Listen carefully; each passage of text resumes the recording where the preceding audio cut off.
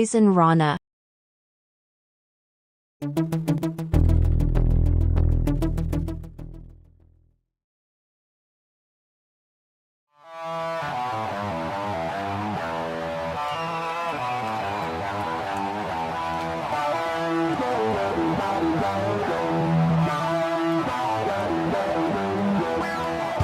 First time in a long time, but back like I never left. Taking each day as it comes, you know me, I don't read ahead. Watch me burn down everything, BDE on the TV set. When I'm in control on the road, you can never really know what's up next.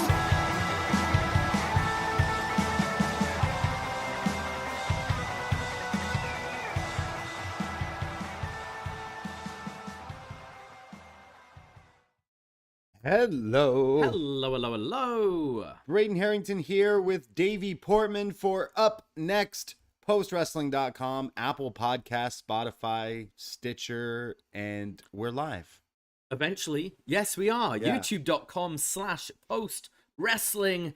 Hello, YouTube room. Thank you for your patience. Yes, right as we were clicking about to go live, Davie's MacBook just So went first, kaputs. NXT decided to do this Weird long angle overrun, that we're definitely and gonna then get this strange angle to end the show, and then and then my computer's not picking up anything. The camera, the microphone. it wouldn't turn so on. I thought, okay, I'll just do the safe thing. Reset it. Have you tried restart. turning it on and off again? Exactly, and then it just completely crapped out for a good 10 minutes. So we put up the bat signal to Wei Ting, like, hey, is there anything you can do? He was like, I got a link, and we're like, wait, and your laptop came back to life. yeah, so. because otherwise I'd be reading my notes like this on my phone, and I'll get all the comments being like, "Why? Yeah. Why is he on his phone all the show?" Yeah, I So- learned my lesson on the post feed about 2 or 3 years ago when I decided, I won't bring my computer, I'll bring my phone. And then like 3 different people were like, look at this jackass. He's just texting during the show. I was like, no, I was reading what my worst notes. match of the year was, guys. Come on, please. We But also made look it. a bit like ghosts right now. Are 'cause we? We've got a new camera, but we haven't quite figured out Oh, all the yeah. settings yet. So apologies for we both look like Sheamus right now, just glowing. Yeah, we're pretty white to begin with, Yeah. but I'm rocking a Lizzo sweater. Shout out Brandon from New Jersey. All right. He's probably the biggest Lizzo fan I know. So I wore this for him here Wearing with tonight. Sami Zayn. Yeah. So, Nice. So we're here to talk about some NXT, and we've hit a roadblock Mm-hmm. here tonight, and we're going to dive into everything that's going on the now clear road to stand and deliver. That's Yes, Now we've there's- got, or is it? There could be a After this fork in the final, road. Final angle at the end of the show with Roxanne. yeah. Who knows if that's destination? Who knows But if we've got she'll our- stand and deliver? Exactly, but we do have our men's main event in place now, Yeah, and we've got the Grayson Waller match as absolutely. well. So that card's coming together, looking pretty good so far. Yeah, a real fun time to be a wrestling fan. I mean, this year going into WrestleMania, it definitely feels like WrestleMania Mania season, like with all different things going on. Obviously, Cody Roman being like the first big main event in like so long, but then like NXT's got the Stand and Deliver show. The Saturday is going to be a long day. Obviously, we're going to be doing a Stand and Deliver post show, but if you've been listening, we're also, if you're in the Toronto area, hosting a WrestleMania 2-night watch party. We are. So of course WWE goes, hey, why don't we put another show during the day? You guys wouldn't need time to go set up or anything like that. So we're not quite sure because it's at 1 p.m. Eastern time. Yeah. That means it ends at like 3 to 4. Yeah, And we'll that, go up right away. yeah. So we'll be done hopefully by like 5:30. We're going to fly through this show, hopefully. I think we're gonna have to edit at Gabby's. Right, yeah. I think. Or you go ahead and I just Yeah, stay exactly. quickly do it. Put it But up. it's gonna happen. We're gonna do it.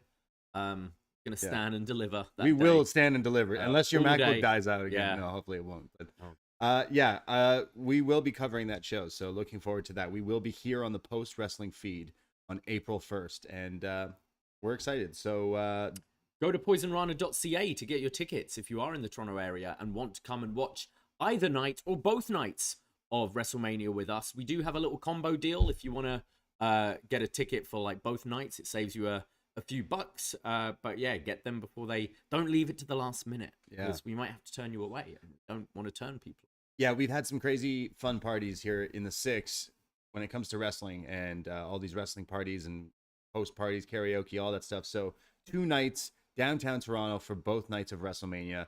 It's going to be a lot of fun, and maybe some people from the post wrestling universe as well showing up. But we have replica titles and prizes that you won't believe that we have given away. So can't wait for that. It's going to be a lot of fun.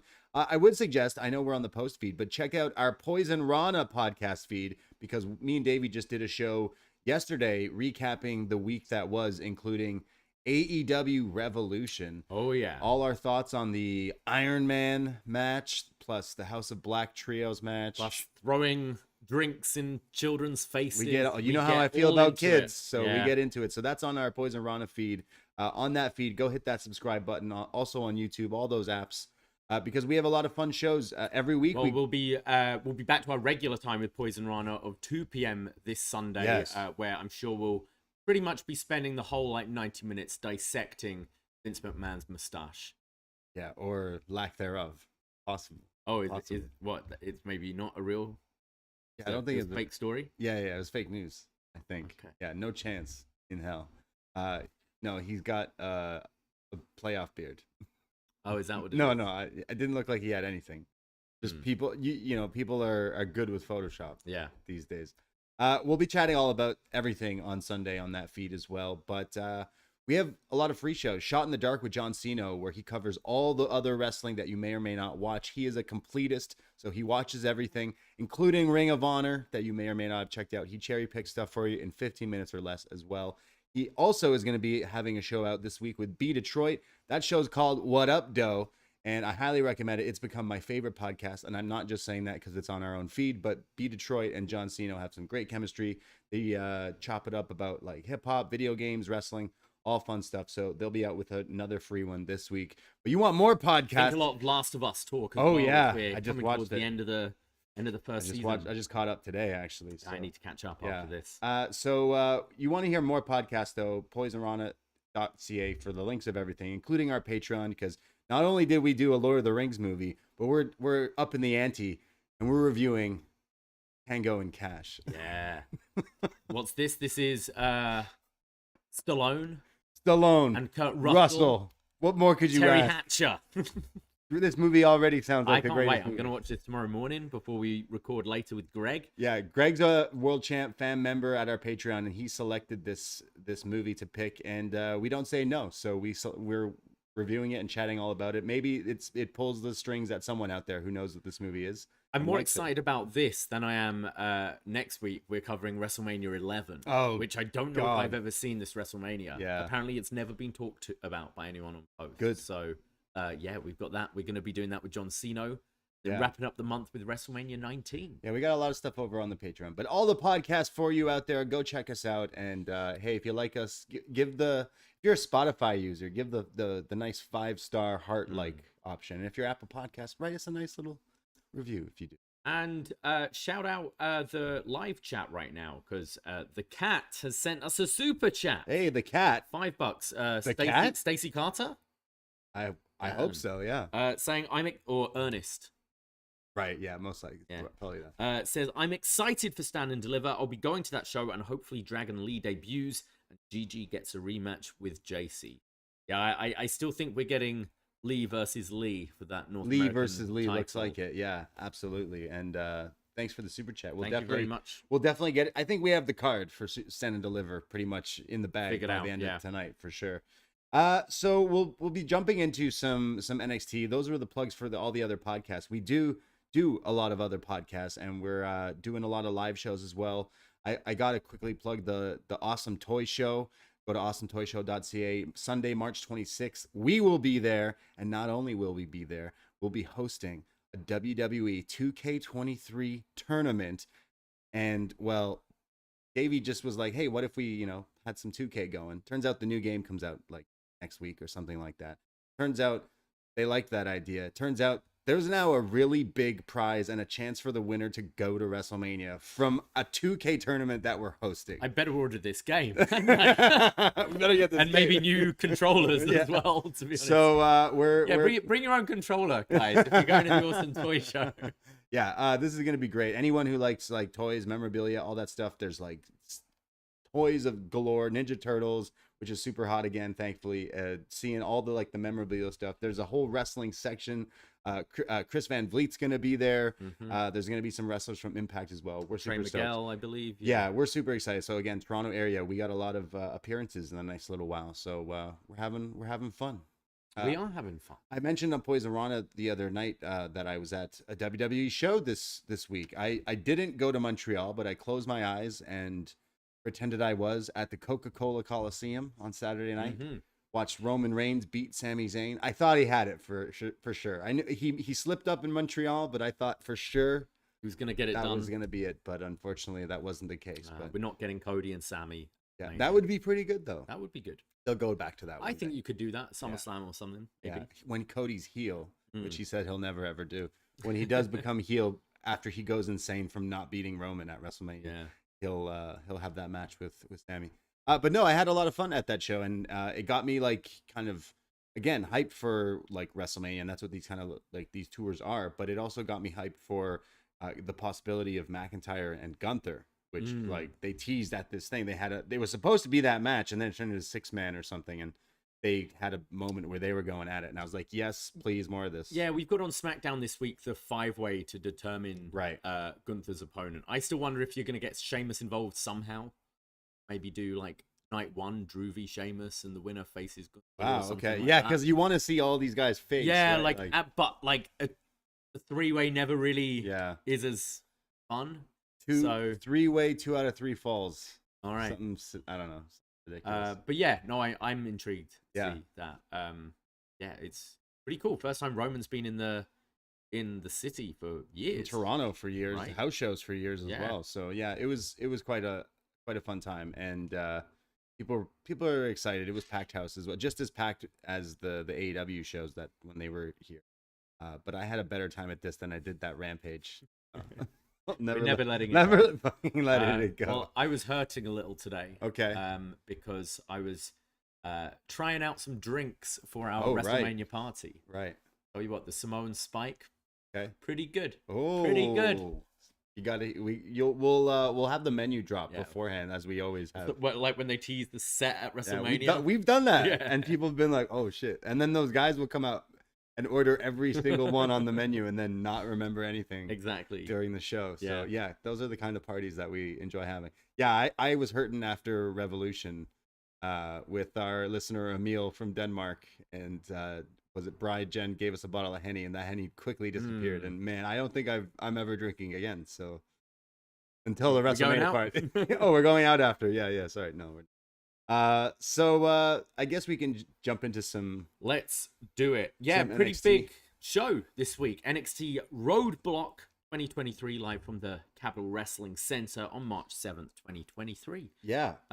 Yeah, this is like one of their TV specials, like branded specials, the last stop before Stand and Deliver. And as you said, we kind of get a sense of where we're going by the end of the show. I like they always start these specials with like one of the NXT talent who's maybe not on the show, kind of previewing everything. We've seen Pretty Deadly do it before. We've seen like Briggs and Jensen with their parties and that kind of thing. And here it was Tiffany Stratton, and she says, "I'm ready. I'm having a Tiffany Epiphany Roadblock edition. It's 25 days until Stand and Deliver." She runs down the entire card, and she says she'll see the winner in LA. So she's kind of putting herself in the... She hinted at it last week, but also kind of saying, I am facing the winner at Stand and Deliver.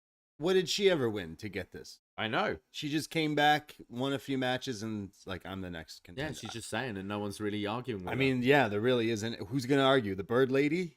The streamer? the bird lady later kind of says she's looking at the winner as well. Yeah. So I have thoughts about our women's title match at that pay-per-view, Yeah. but I don't know if it does involve Tiffany, but I liked seeing her here to like, set up the show. So we open with the Jailhouse street fight. Jailhouse Rock. And this is where it's Tony D'Angelo versus Dijak.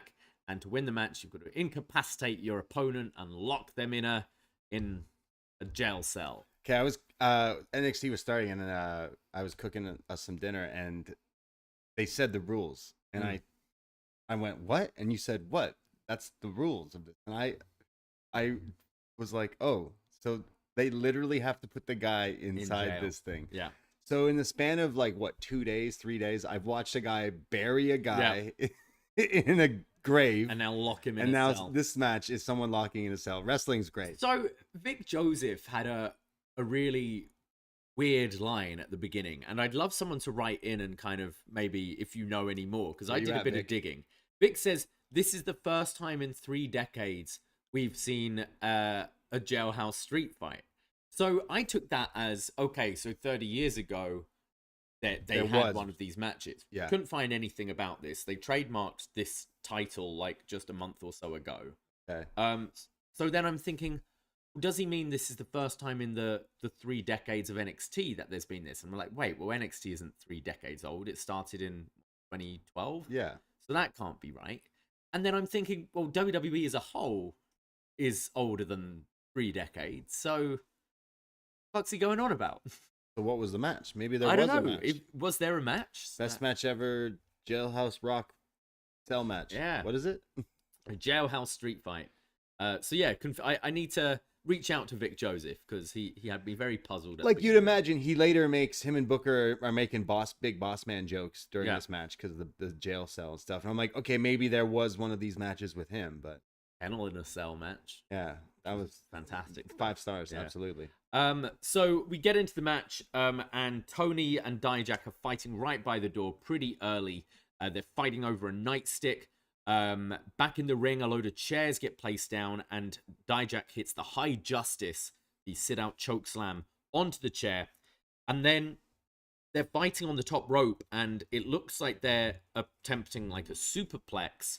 And Tony counters it into this like German, almost flipping Dijak off the top rope, landing belly first onto all the chairs. Pretty impressive here.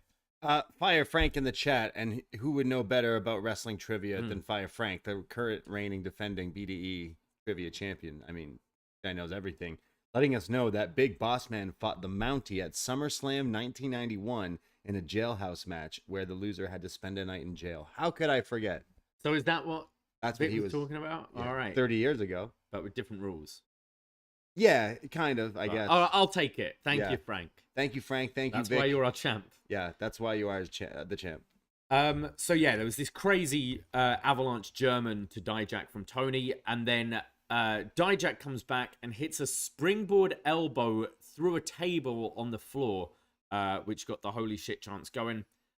Tony then starts attacking the finger of Dijak. If you remember in the match against Wes Lee, he dislocated his finger. Yeah, and he's already wrestling back. Like, that finger looked busted. Yeah. His hand went one way, the finger went the other, and he's already wrestling. Yeah. I buy that this guy... I hope it was not the same finger. It was all bandaged up. Yeah. It did look weird. So Tony's attacking the finger and hits a back, like his back suplex into the Uranagi on the floor. And then Dijak grabs Stax, who's there, and pulls him into the cell, and is basically saying, if you slam that door, you're going to beat Stax up in this cell, and there's nothing you can do. So Tony's conflicted, and he's like, no, I got to save Stax. Saves Stax, and Dijak kicks the door into his face. He then hits his Cyclone boot to Stax, sending him into the crowd. Oh, yeah.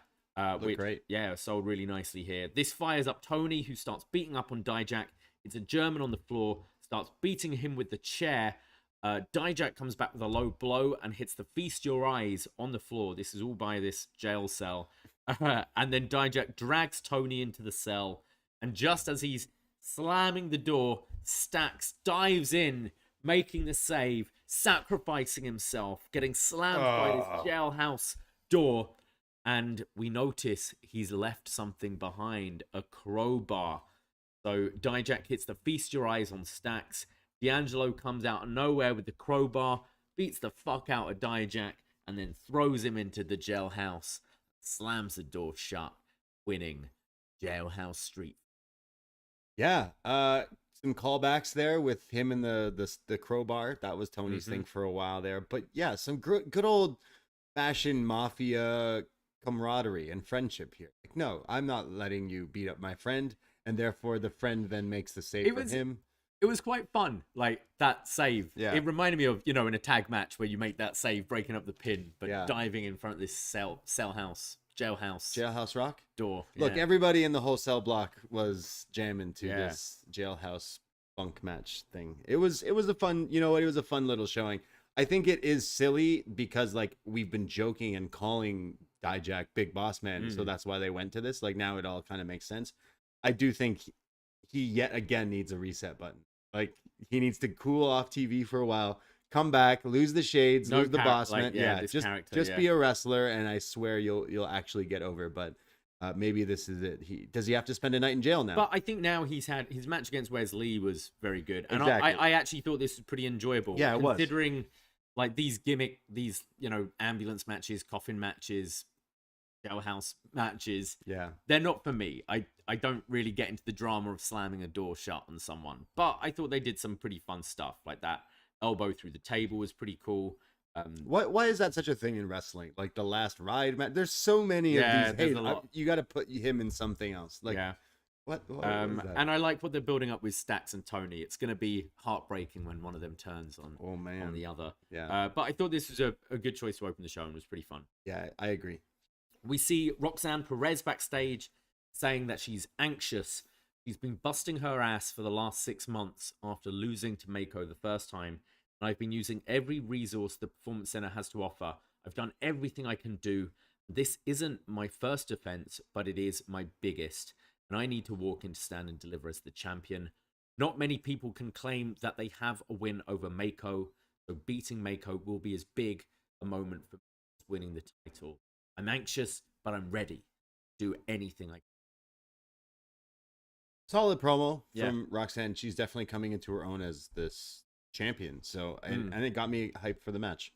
Yeah, she's just very natural and likable, I think. I don't know how long that can last before you like feel that there needs to be some sort of evolution. But right now, I think it's great, and I think she's fantastic. We see Josh Briggs, who checks out Kiana James's new office. Whoa. And he's like, wow, this is great. And she's like, yep, all my business things has been going well. Business has been great. I mean, she's champion. She is. So, like, more money. More money. So maybe that makes sense. Briggs says that Fallon and Brooks mean the world to him, and their happiness is my happiness. And Brooks hasn't been the same since Valentine's Day. And then notices these roses on the desk, and he's like, oh, and look, like Brooks is like getting you nice roses and things. And she goes, oh yeah, Brooks, and kind of takes the card away and hides it in her business diary. Little black book, eh? Yeah. And then Briggs is saying, look, Kiana, like Brooks is so into you, he'd get hit by a bus to help you cross the road. And he's just been a bit distracted. And she goes, yeah, well, unfortunately, I've been a bit busy. I've had some new acquisitions that have been taking my time. But you know what? You're right. I'm going to make it up to Brooks, and we'll have a makeup date tonight. Nice. Okay, so, I mean, we're seeing some mixed things here. Because we thought she was on the phone with someone saying, I love you. But that was just Zach. That was just her brother, Zach, who we saw. And then now there's flowers that suspiciously she moves the card. She's spending more time in the office, Yeah, we all heard that one before. I can't come back tonight, honey. I'm in the office. I've got to do late business acquisitions. Exactly. And I mean, I don't want to say I'm no journalist, but Brooks should just click Kiana James' Instagram account where it has her actual husband Zach listed. I mean, no, I didn't see that on her Instagram. Brooks wouldn't see that such a thing. No, I think the reveal is that, actually, I'm sorry, I'm married to this guy named Zach. I've been stringing you along. You helped me win titles since I won a championship. Now I don't need the tag titles. Now I'll go after the women's world title. Like, I think she's eventually going to ditch. So wait, is her guys. actual husband called Zach? Yeah. Oh, and was it that? No. What do you think? Was it that guy? All right, now I'm looking at her Instagram. We have detective. BSK detectives are always out there. Okay. Oh yeah, this is no, that just says family. Is that? There's nothing that's more her brother important. Zach? Is it? That's her actual brother Zach? No. But now Briggs kind of being suspicious. I mean, how can you really play with flowers that aren't from like? You'd either be like, oh no, these are like innocent. Oh yeah, my grandma sent me these or whatever. Yeah. Or why would you hide the card? Yeah, she did that to herself. Yeah. She just should have went, yeah. I mean, she did go, yeah, he sent me those. Sure. Hmm. Yeah. But, damn. That's. Oh, yeah. She's definitely taken. Sorry, And Brooks. it seems like some of the rest of the universe. No. We need to finish. No. Let's put. You know what? Let's put that back in the box. Emojis and... Let's keep that out. Let's pretend that we never found this, and let's just hope for the best that her and Brooks are gonna stay and fall in love. You know, Brooks' happiness is my happiness. Yeah, exactly. So... And your happiness is my happiness. So like we just gotta let this cool off, you know? Yeah. But like I swear there's movies like where like what's the guy where like the friend finds out his wife's cheating on him, so he wants to like let his friend know, but then it's like the dilemma where it's like, like do I tell my friend that his wife is cheating on? It's like, yeah, you absolutely do. Like if it's your friend, like, you know? So I don't know. I hope Have think you there's seen The Descendants. Good film. Is that It's George where Clooney? George Clooney's wife is dying, but he realizes she's been having an affair. So he's like, I kind of owe it to this guy to tell him, but also she's been cheating on me. That's Right. part. Wow. Oh, yeah, I have seen that movie. It's really good. Yeah, it's good. Oscar winner. It Won a did. few Yeah, Oscars. he won. He won for it, Good right? for Yeah. look at that. Yeah. What other films do you like? I just like I love this storyline, and considering where we were with these guys like all the way back, Yeah. everyone, right? Like it's just like, okay, everything's kind of funny and working, and the wrestling has been way better with all involved. They're really fun acts. Exactly. So it is interesting as a storyline. I'm just now wondering, like, are we getting some sort of big resolution at Stand and Deliver? Like, I assume whether it's the women's tag matches where something happens there, or is this just still a story that goes on? This could go on for a long like time. Briggs. I thought for a second Briggs and G were gonna have a moment, and then like you start going on double dates. Yeah. But yeah, the story continues later in this episode. And somehow it's going to end with Cody Rhodes winning the Finish title. the story. He's got to kiss Kiana. Yeah, Cody Rhodes gets Kiana at the end of all this. Yeah, just, sure. Yeah. Just because that's No, she's married. Yeah. Zach. Gallus are in the ring, and they say that it's one thing to talk tough when you're all alone, but it's a different thing when you're in front of the Gallus boys. So tells Elton Prince and Kit Wilson that there's a receipt coming for those English Egypts, so come and get it. And Pretty Deadly's music hits. They appear on the perch. They see, here we are, the English chap standing up tall so the Scottish can look up to us like it's always been. And we can see your sweaty, greasy faces from here.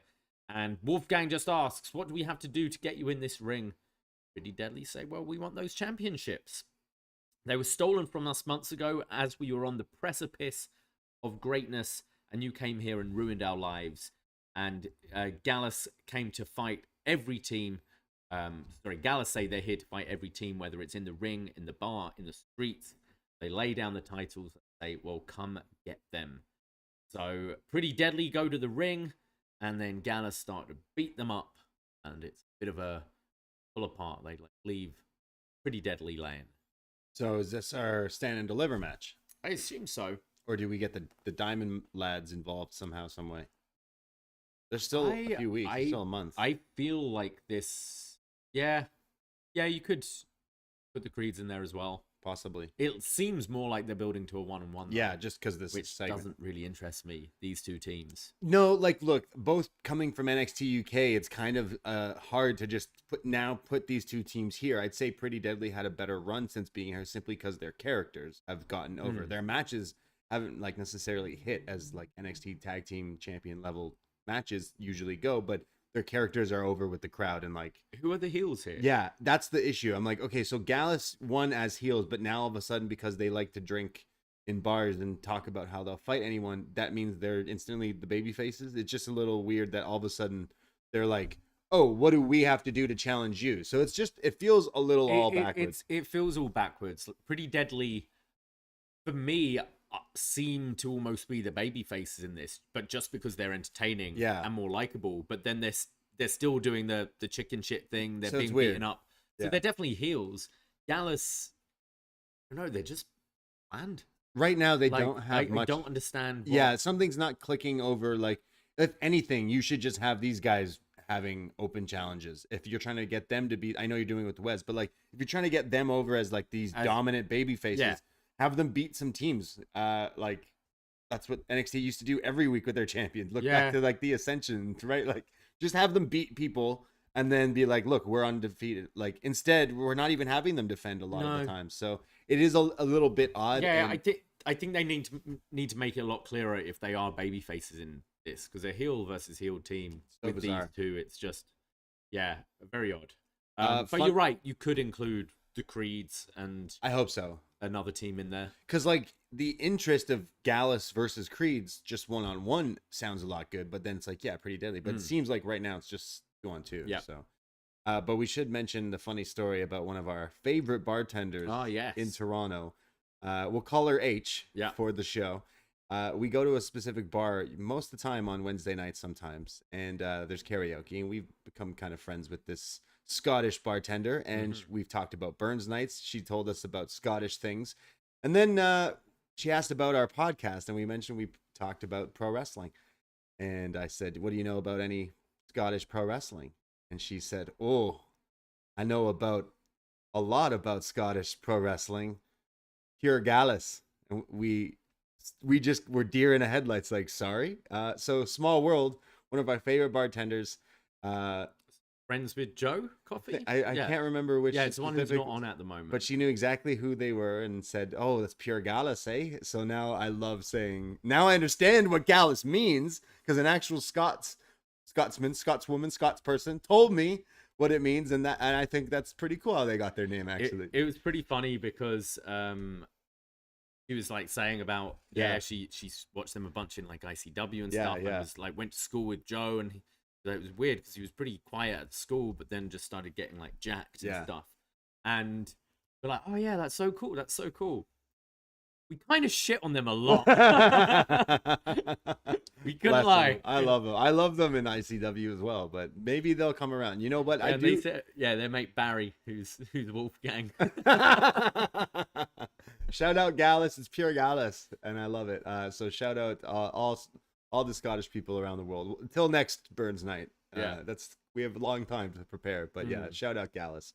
And you know what? Maybe the match will be pretty fun. I think Pretty Deadly should just be the baby face.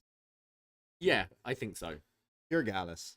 We get a video from Lyra Valkyria, who says she didn't come to NXT to seek information. She came to seek a fight, and she's coming for the NXT Women's Championship.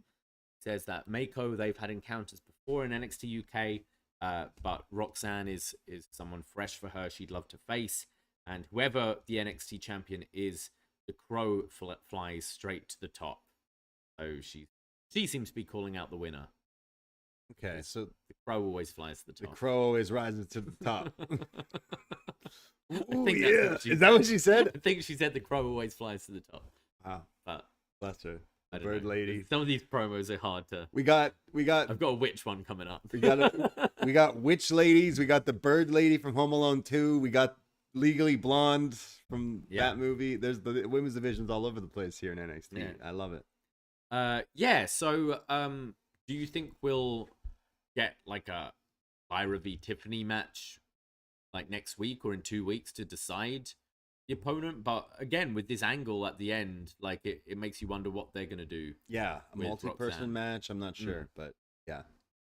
So we then see the Creed brothers make their entrance with Bron Breakker all in matching blue singlets. Yeah, this is pretty cool. Okay, so obviously Bron Breakker being the NXT champ for quite a while, since being here in 2.0, being like the pretty like much the face of this division, and wrestles even the way he looks and dresses, like wrestles like the this old school style, the Steiners, right? Like this old school style. And Diamond Mine obviously wrestled that way with the amateur background and all this and that. So instantly put together is something we've been waiting for and talking about. And the way they dressed and looked tonight, it's like, this is the unit here. I'd have preferred the Creeds to have worn the more like colorful Bron Breakker Steiner style singlets instead of Bron doing, he did like the Creed singlet, but kept his colorful knee pads. But it was cool. They had the like towels on the way in.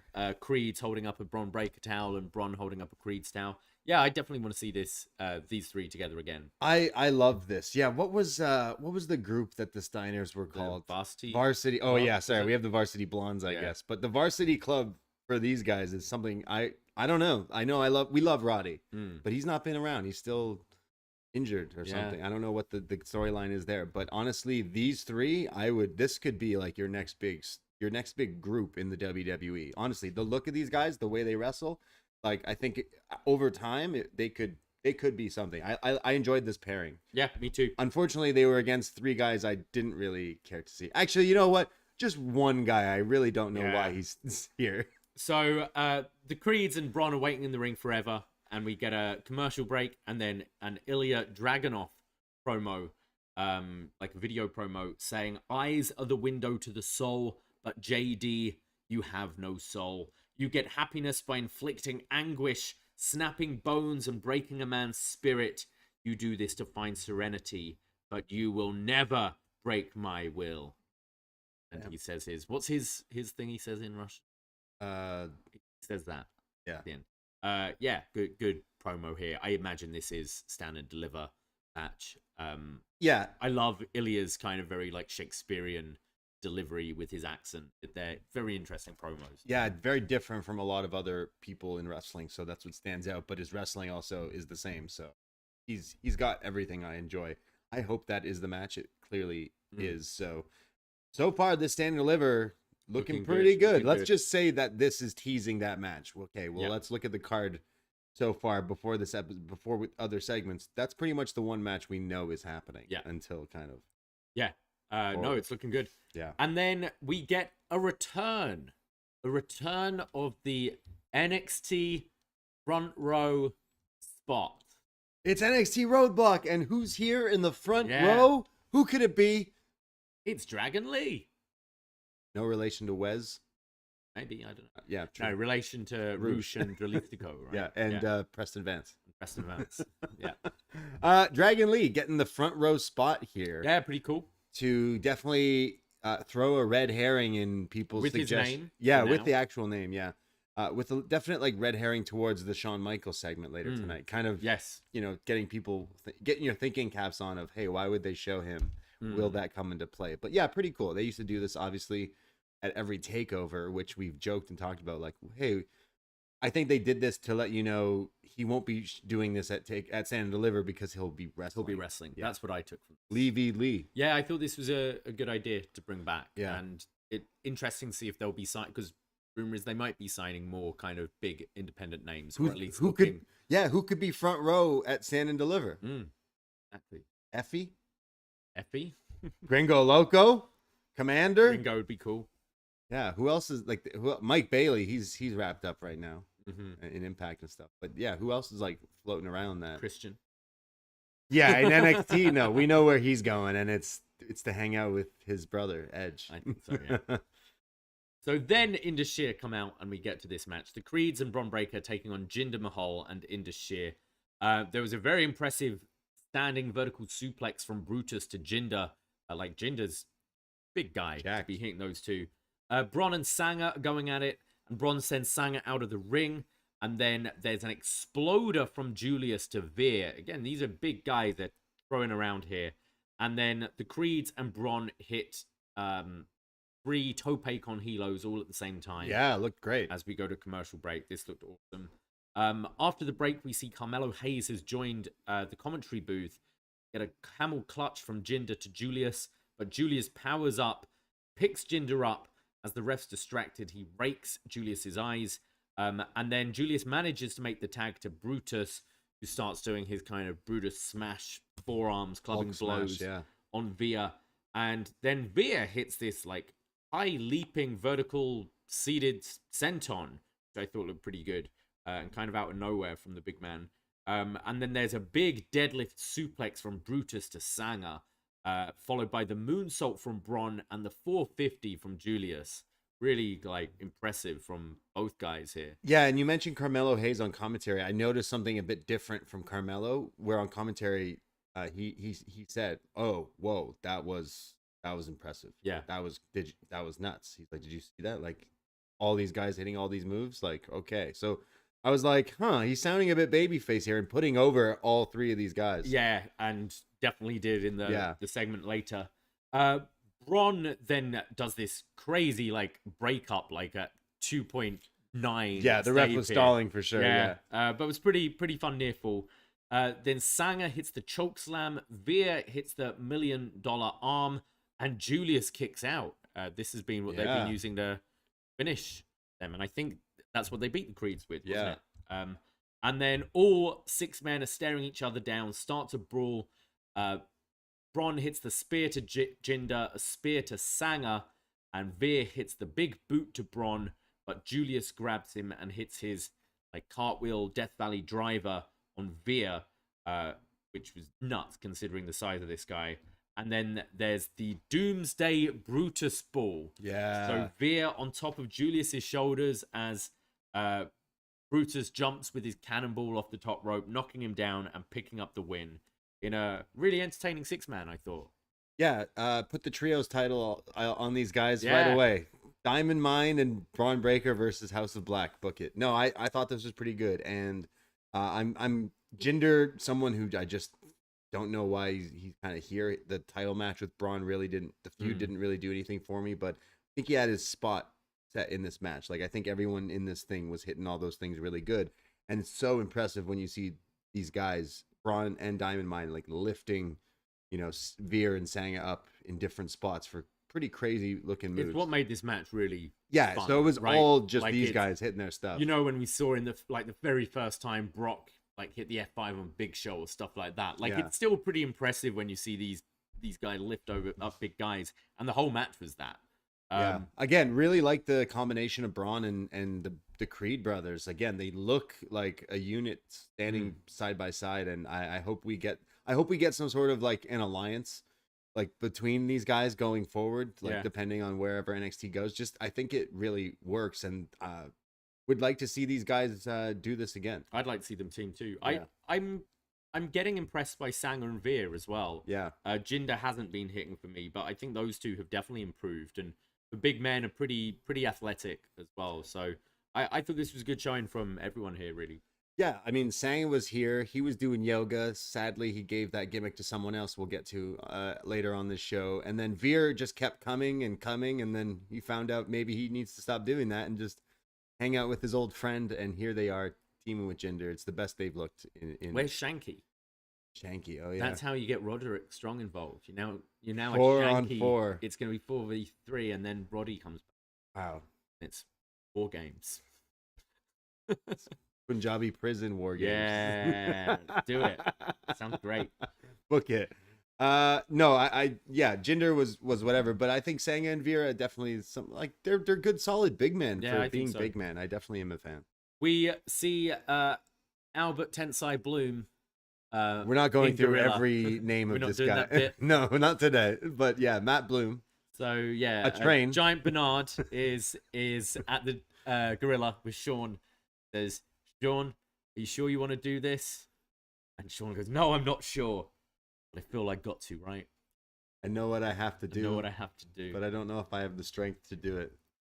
I was thinking, I doubt Albert and Shawn ever really had any dream match. They were in the company at the same time, but was there ever a Shawn Michaels versus A-Train was definitely a SmackDown guy when Shawn was back on Raw, right? So and then A-Train disappeared not too long into the. Yeah, there must not have been a time where they wrestled. If anyone like a Royal Rumble or something in that. Yeah. If anyone can find a match between Albert and Shawn, it'd be pretty sick. Yeah. So we go to the Grayson Waller effect. Shawn Michaels comes to the ring, sexy boy. I was worried he was going to have a weird NXT remix of it or something. Get out of here. No. Absolutely not. I'm happy that this song transcends generations of wrestling fans, because now it's just NXT's Judas, where everyone's just singing all of it and continuing. I mean, we all know every single word. We all know every part of the solo. We, as wrestling fans, this is up there as one of the best ones. So anytime you get to hear it. Shawn's still doing a little bit of his dancing and little bit hip wiggling and stuff, but definitely he does look like an old man doing it these days. He looks a lot older. He's allowed. Yeah. Lots of HBK chants here. The crowd starts singing "Sexy Boy" a cappella. Felt like a pretty big moment here. Shawn coming out in front of the crowd. Yeah, he's not really done this. It's been a lot of seeing him in little things, but not making a The last time was to set up the ladder match, wasn't it? Between Jordan Devlin and Santos. Yeah, He his just music danced just the hits. ring. His music hits. He Put does the the ladder Jeff down Hardy and then Dukin. Hold on, I got to do my bit before I get down there. Anyways, you guys are having a ladder match. Yeah. So Waller says that the young Grayson would be freaking out like these people right now, but current Grayson would say to that kid, one day you're going to be disappointed. Don't be a Shawn guy, be a Brett guy. Waller said that. Yeah. I love this. You knew right, like to go there right away, which is Shawn's rebuttal is like, oh man, we're going there already. Yeah. Like you're already bringing that up. There are then HB Shizzle chants, and Shawn asks what happened. We used to be cool. You used to come and ask me for advice, and I saw good stuff in you, but now you hate me? What's up with that? And Waller says, look, I should be the number one guy here. I want to be number one guy. My social media's through the roof. I've got everything. Who did I piss off? And you're holding me back just like Vince held you back. Yeah. Says that Vince would hold you back because you were smaller or whatever, and you eventually broke through on your own. So he goes, what is it? Is it jealousy? Is it spite? Is it because I don't kiss your ass? Because I don't give you the clout of posing with you after a big match, kind of showing those pictures, the photos of Triple H and Hunter with the wrestlers when they win a match. It's like, is it because I don't ask you for photos? You are holding me back. And Shawn says, look, you're not the first guy. No, I'm not holding you back. It's because you lost at Vengeance Day. He says, New Year's Evil was not your fault when the ropes went, so I gave you a fair rematch, and that's what it was in a cage, and you lost. You took your shot and you missed. And Waller says the only reason you're sitting in Gorilla is because your best pal Hunter had a heart attack. Boo. Shawn agrees. He says, I wasn't in charge. I stepped in because my friend needed me.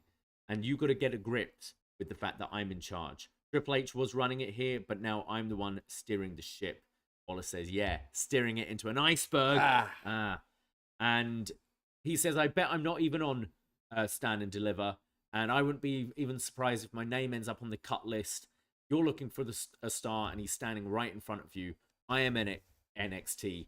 And Shawn tells him off for thinking he's bigger than the brand and says, we on NXT isn't just a saying, it's a way of life. Shawn lists all the success stories: Finn Balor, Kevin Owens, Sami Zayn, Io Shirai, Becky, Bayley, Charlotte. Even mentions Undisputed Era, who never had a main roster. Yeah. Which was Waller calls him a hypocrite. Says, in your career, it was all about you. Who was the main event? Me. Who is the icon? Me. When did you change? Just coming to NXT. It's so special here. I just had to change my ways. I just found God and I found NXT. Found that black and gold, and I've never looked back. And Waller says, look, who's really going to move up from here? Bron, sure. Carmelo, probably. Zoe Stark, maybe. No one else. No one else has got it here. No one else is good. And he says he's sick of everyone. He's sick of this crowd who can't afford to wear new clothes. And this pisses off Shawn. He says, I will not let you run this brand into the ground. He says, it pisses me off. Waller says, do something about it then. Face me. Ditch the stooge suit. Wear the HBK cowboy hat. Tune up the band one more time. And face me at Stand and Deliver. Like me. The crowd are going, what? Is this happening? And Shawn says, for over a decade, people are trying to get me to have a WrestleMania dream match. And he says, I have trucks of money just coming to my door to try and get me to do a show. And so much that those drivers know my address now. What makes you special? What makes you think that I'd come out of retirement for you? You're the same as all these people, and the only difference is it's 2023. But nothing would please me more than beating your ass. But it's not going to be me. It's going to be this man. This person who loves NXT more than anyone else. This person who definitely wants a little payback on you. You, the shittiest version of Rebel Heart I've ever fucking heard in my life. This is a second remix. This is a re-remix. This is a re-remix. Am I going mad? And it just, it's just noise. Because at least the first one you have the claps and you're like, I don't know what this one There's is. nothing. Horrible. So Johnny Gargano runs out. Johnny Wrestling. Beats up Grayson Waller. And he goes for the super kick, but Grayson evades it. Yeah. Yeah, I thought pretty good segment here, and I think pretty much anyone else, this crowd would have been pissed because this whole segment you're teasing Shawn. You're teasing Shawn, and I think Gargano's probably like the right one. Oh, like everyone wants a Gargano at an NXT show, and I think him versus Waller will be a great match. The callback to Waller writing him off. Yeah. I thought it was really good, and this crowd didn't seem disappointed about it not being. No, they lost their minds. Yeah. The whole place erupted. Probably the loudest they got all night, and they were pretty loud all night for a lot of other stuff. Yeah. But they were really like this. You would have thought this was like huge comeback return or something because they were genuinely surprised, and we kind of figured it out a little while ago. Yeah. Like, okay, well, Dragon Lee being in Shawn corner doesn't really make sense. Will Shawn come out? Will it just be like a super kick? So it's technically a match. It's not a match. And then we were like, hey, I mean, Waller's the one who sent Johnny packing. Johnny's probably not got anything at WrestleMania. Yeah, Gargano's not doing anything. Also, the storyline is like Shawn Michaels, and like if you go on Twitter or Instagram, that's pretty much he wears the hearts on his gear and all that. Yeah, right? and he's like friends with him now. So like, it does make sense if anyone would defend Shawn's honor, it would be legit one of his friends, and like, I think that makes a lot of sense. So. Yeah, seeing our guy back. It's unfortunate he's not, at least the way it looks, involved at WrestleMania, which is pretty silly. But I mean, there's no story with him at the moment. I'm not particularly surprised. I don't like the idea of just putting matches for the sake of it. I mean, we rocking home. Yeah. But yeah, this is a good. I take a proper like actual lengthy. Meaningful singles match at Stand and Deliver with Johnny over maybe a 6-minute nothing match at Mania. This is now official. Johnny Gargano and Waller 1-on-1. Great. And it'll be good. I think it'll be really good. I thought this segment was pretty good. I thought Waller sounded excellent. I think he's so comfortable. In actual fact, he kind of outshone Shawn at times. Shawn got a little stumbly at times. Yeah, I'm not sure what happened. So like the beginning, the crowd were chanting and singing Shawn's song. And I think Waller made the mistake of just starting the promo without letting that like breathe. But at the same time, you only got like so long. And then by the time he kind of just kept talking through, which must be so hard to do in any form of like public, show or whatever. He got through it, but then there's Shawn. So I'm wondering if everything later in the night kind of got squished. I think so. I think they didn't factor in the Shawn pop, and then Johnny show. Coming out with a moment too. So like this still felt a good quite segment. a long segment. Still a good segment, absolutely. For and sure. It was good that they were able to get that extra time at the end and not sacrifice the end of the show because the show definitely overran. We always get like the 6-7 minute overrun. This went about 11, 12, I think, for us. So really, this feud is the Shawn guy versus the Brett guy now. I guess because he didn't wear it. He switched his shirt. Waller's shirt was very nice and sparkly, but beforehand, his social media and the things they were promoting is him walking with a cowboy hat and a Brett shirt. Right. And he's like, here I am, ready to talk to Shawn. He did the Brett vest, like the metal plate. Didn't he? True. Bron. Yeah, true. So, like, it's not a new thing, the Brett thing. Because I love that Brett is the heel. Yeah. That's so funny. And it's Shawn right in this shit. So Waller, so Gargano's gonna wear like HBK inspired gear, and Waller's gonna wear like black and pink. Excellent. Yeah, sure. That is funny though. Like this is Shawn and Road Dogg writing this, and they're like, "What if the biggest heel in the company is a Brett fan?" Yeah. Still getting their digs in. Yeah, well, joke's on you, Road Dogg, because now I'm a Grayson Waller fan because of it. So yeah, look at the way the world turns. No, I'm for this match, and I think Grayson Waller can shine. I think so. And thank you, Robert Cowie in the chat, who says, "Never knew Davie was such a handsome man." Shout out handsome men. I like that. Oh, he says love Braden too, of course. Oh, I like that as well. Yeah. That seems like, you're all right too. No, he already knew you were handsome. Right, he just didn't realize. I don't sound handsome, clearly. Yeah, fair enough. Thank you, Robert. Thank you very much. We go to our next match. Gigi Dolin taking on Jacy Jayne. The toxic breakup, this blood feud that's been going on. Finally get to the match. It's a lot of like rolling around on the outside, attacking each other to start with. And then in the ring, Gigi goes for the pump kick. Jacy goes for the pump kick, which gets caught by Gigi into an STO. And now Jacy is backing off. She's asking for timeout. So they go to the floor, and Jacy hits her with the rolling elbow. Jacy then goes for a steel chair. In the ring, Gigi catches her with an inside cradle for a near fall. Gigi starts delivering these stiff forearms and kicks, and then these two big roundhouses. But Jacy comes back with her neck breaker and a running senton. This was a little sloppy. It was meant to be a few like counters, and it was very kind of slow. Running the ropes. Slow motion running. And then Gigi hits this kind of crucifix bomb, almost like the page turner, like with a bit of a pump handle. Yeah, crucifix pin bomb thing. And picking up the win clean over Jacy Jayne.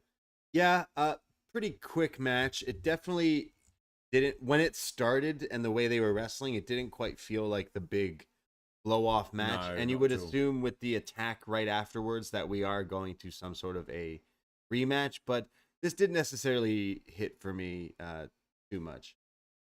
Yeah, no, I'm with you. It didn't get much time. Maybe this was cut short a little bit because of the last segment, but didn't feel like that blood feud really. Apart from some of the like strikes, the kicks, the forearms were pretty stiff, but there was a lot of like quite slow, almost feeling rehearsed moments in the match that just I didn't think came across too well.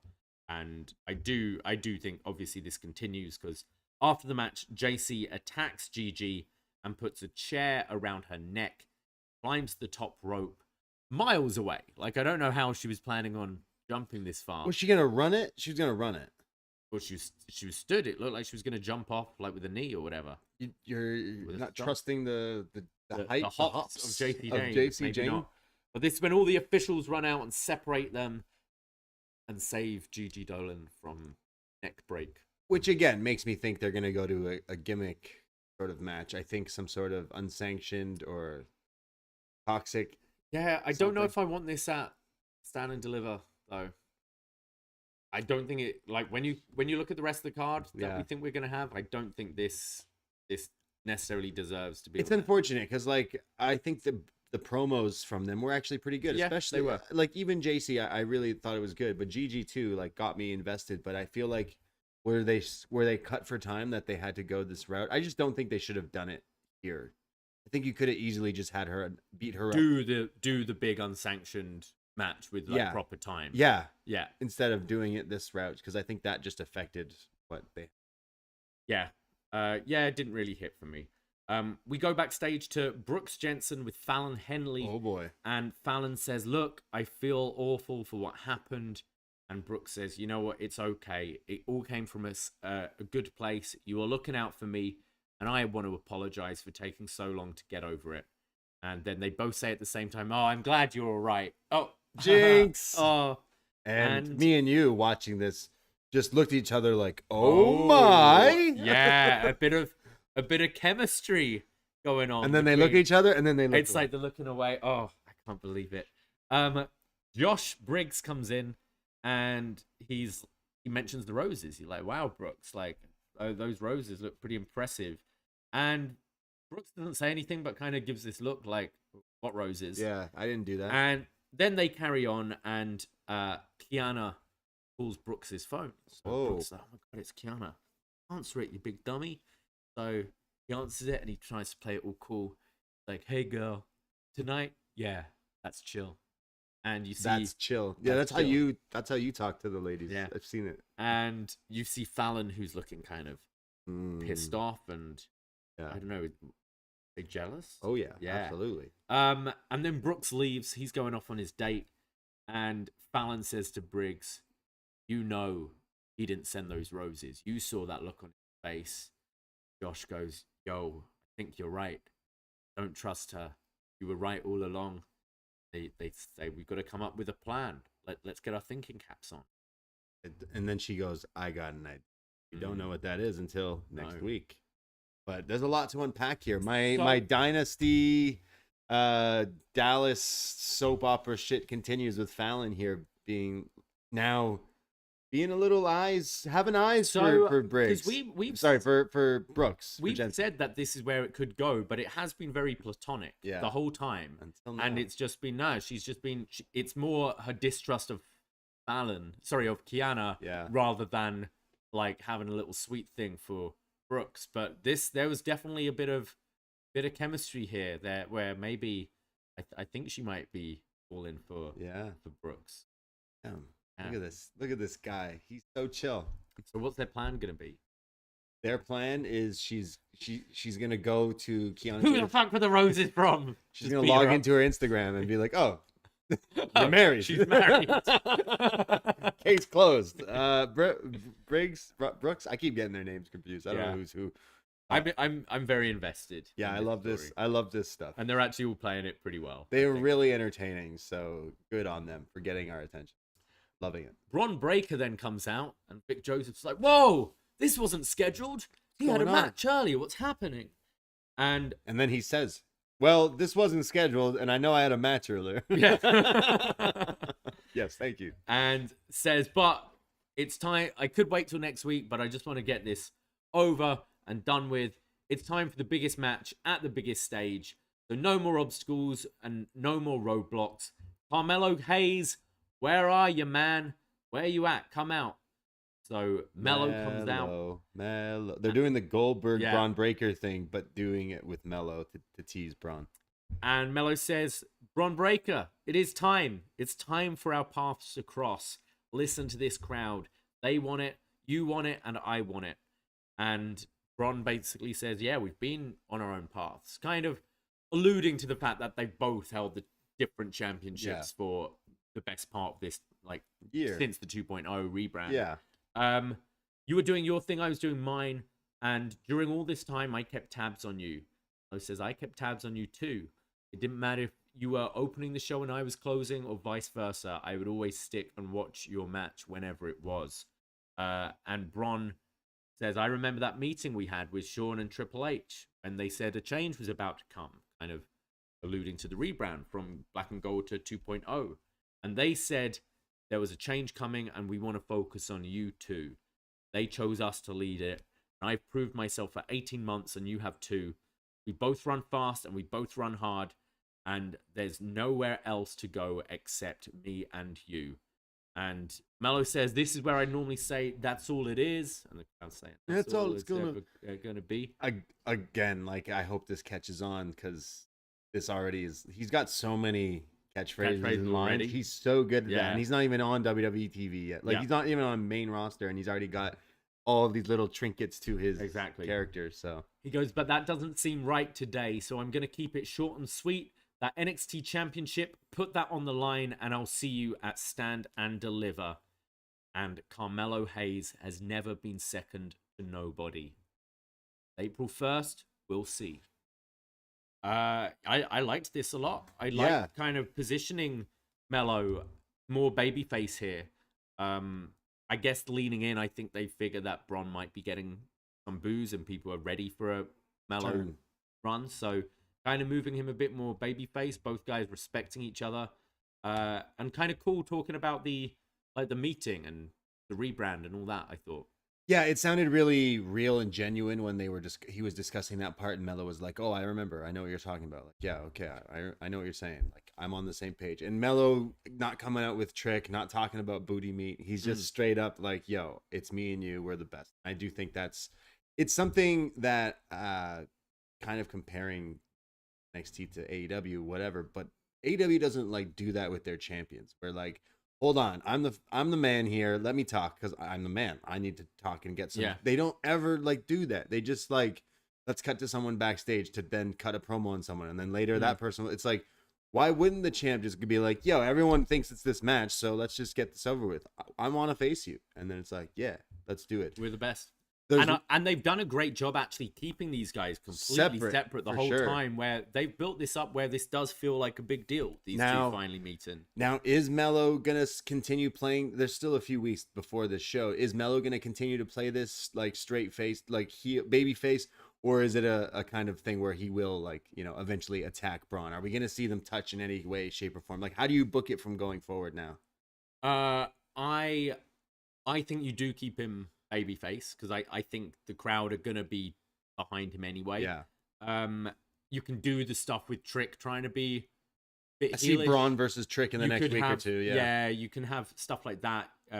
Mello kind of sending Trick to the back, maybe. Yeah. But no, I do see him keep in as babyface going forward. I see Carmelo winning this match. Yeah, absolutely. He is him. Absolutely. This is the biggest NXT match for this isn't dissimilar from like the Apollo Crews promos for Bron, but so much better because this feels real. Yeah. Like I believe it when he says, "I've been keeping tabs on you." I don't believe Apollo Crews when he was on SmackDown was watching Bron Breakker matches. Yeah. You know, but I kind of believe it as this thing, like these two guys kind of being sat down and being like, "We see you as the future," and it's like, okay, I'm keeping my tabs on my like main opposition here and what's going on. I really liked it, and I think this match is going to be really good.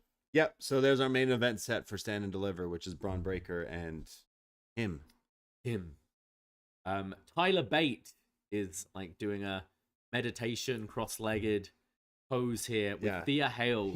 Tyler Bate got sang his yoga gimmick. Yeah. He's chilling, doing yoga. I don't know about that. We'll see. Okay. Because so he's telling Thea to let go of any stress or tension. She's helping her meditate, and goes, "So how was that?"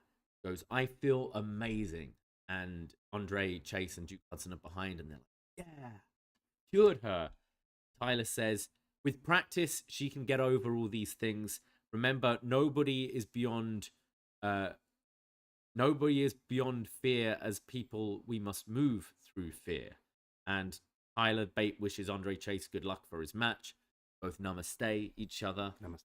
And then Duke Hudson goes to Tyler Bate and says, "I can't believe anyone is buying that snake oil you're selling."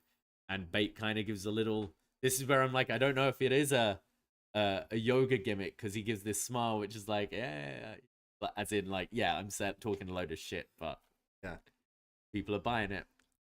So you're saying Tyler Bate's a heel yoga instructor? He's a little... what is going on? No, he's a con man. That's his thing. Or is he a stoner? Chase U paid him to have this session. He's like, yeah, no, I'm proper like meditation expert, and he's just talking out of his ass. That's what I took from Andre Chase University paid him. Oh, to cure Thea. So he has money to buy some actual fucking shoes then, because here he is. Well, he's dressing the part, right? Like he's Florida. He's like, oh, I'm doing my yoga gimmick. I'm doing my yoga con, so I'll put on my sandals. Now I know this is Florida, Winter Park, Florida, to be exact. I think I could be mistaken, but like it's far enough away from a beach, and you know the rules. If you're not living near a beach, why are you wearing open toe shoes, especially when you're on TV? You know, I had a problem with that. So Tyler Bates slowly losing my... We'll see him trying to sell a monorail next week, I think. I think he's gonna go with the yoga thing, because that's kind of seems how he is in real life, like a super chilled out, like down to earth dude. Maybe, you know, loves his bare feet on grass and stuff like that. So maybe that's something that they're just gonna let him. They've been doing the you know, his vocabulary's been very whimsical stuff. You know what I mean? Yeah. Like Russell Brand-esque. Yeah. Like some of the words. So he's gonna start streaming with Stevie Turner and start giving his right-wing opinions on like Ukraine and China and all that stuff. Exactly. Yeah. Russell Brand character. They already did that with Adam Rose. It didn't work out in the end. That was a different Russell Brand era. Yeah. Look, Tyler Bates great, but like this is what he's become now. It's like But he's never been an interesting character to me. He's a great wrestler. We know always his been wrestling's good, yeah. but like promo wise and character wise, he's never been interesting to me. So fuck it, why not? Namaste. Tyler Bate, you want to go to the main roster? Namaste. Yeah. Here in NXT. Yeah. Andre Chase versus Joe Gacy. Gacy hits this big knee lift and then a brain buster on Chase, which looks pretty nice, but only a 2 count. Chase fires back and hits the side Russian leg sweep, and the Chase U stomps, followed by a side effect and a super kick. Gacy comes back with the rock bottom. Yeah. Definitely like falling down just like the Rock here. I was telling Rock you, Gacy. someone tweeted Daniel Garcia with a clip of him from like Rampage or Dynamite where Garcia hits the rock bottom. Right. And someone went, "Hey Daniel Garcia, love that you've been using the rock bottom. Do you have a name for this move yet?" And Daniel Garcia replied with, "The rock bottom." So yeah, love it. Good. We shouldn't be just renaming every move, you know? Yeah, something like that. Like a super kick. Okay, like it was a super kick before, but like the rock bottom, I'm sure the Uranagi or whatever is similar, but like no, it's called the rock bottom. Yeah. There's a superplex from Chase for a 2 count, and then we see Thea Hale at ringside starts to do her meditation breathing. Woosa. Yeah, and then she runs over to Ava Raine and tells her, I'm not afraid of you. I'm not afraid of you anymore. I'm not afraid anymore. And then Andre Chase sees this and turns around and is like, oh, yeah, good for you. You're not afraid anymore? High fives her, turns around and gets hit by the upside down, the handspring lariat from Joe Gacy for the win. And Thea Hale looks devastated. And I've got in my notes Bruce. I think I meant Duke. Duke. Yeah. Pissed. You're thinking because Duke's Australian and Bruce the Shark from Finding Nemo's Australian. Well, just any Aussie guy is Bruce. Bruce and Sheila, right? So Duke is a Bruce, for right? Sure. Yeah.